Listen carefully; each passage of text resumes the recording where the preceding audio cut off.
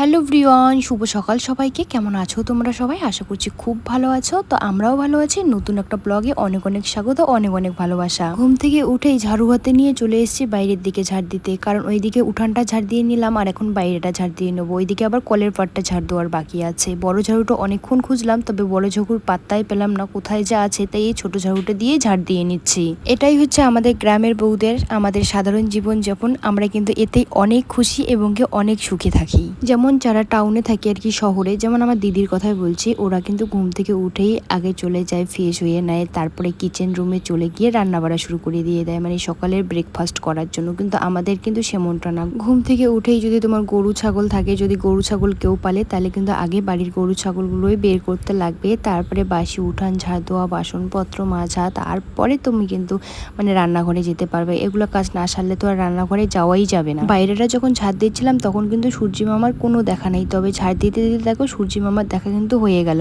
এই ছোট ঝাড়ুগুলো দিয়ে যদি ঝাড় দেই না, পরে না মাঝার মধ্যে প্রচুর পরিমাণে ব্যথা করে। তবে সেই কষ্ট আর সেই দুঃখ বোঝার মতো কেউ নেই। নিজের সংসারের কাজ তোমাকে করতেই হবে। তোমার শরীরের অসুস্থতা কেউ দেখবে না, তুমি যদি কাজ না দেখো সেটা দেখবে।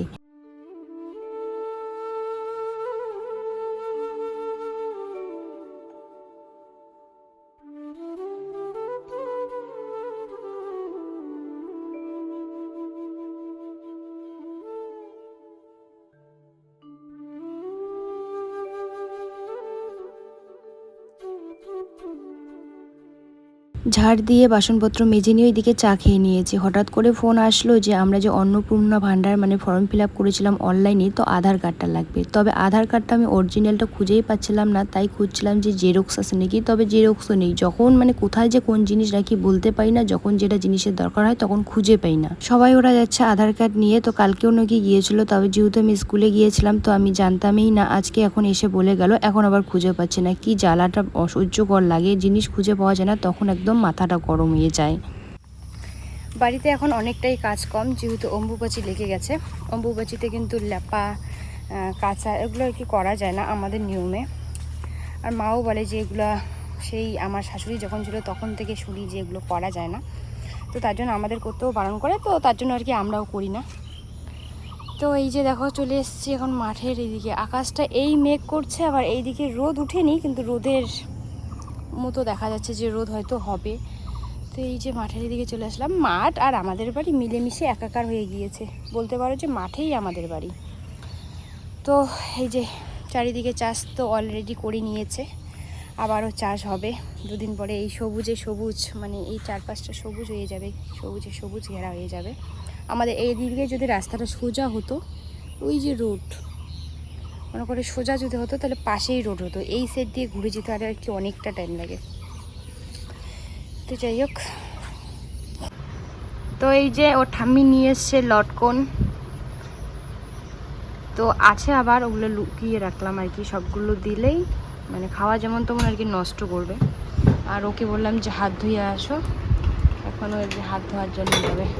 এই যে দেখো কেমন অবস্থা, এক জিনিস ফেলতে গিয়ে আর এক জিনিস ইয়ে করে রাখে। আর বিছানার অবস্থা দেখো, পরিষ্কার করে নিয়েছে, দেখো কীরকম করছে, কাঁথা কোলবালিশ, ওই যে এখানে পুতুল কোথায় পড়ে আছে। আসো আসো, থাক আমি তুলে রাখবো, তুমি আসো। ওইভাবে করতে হয় না শোনা, ভালোভাবে জিনিস নিতে হয়, ঠিক আছে ঠিক আছে, ভালো করে ছুলে খাও।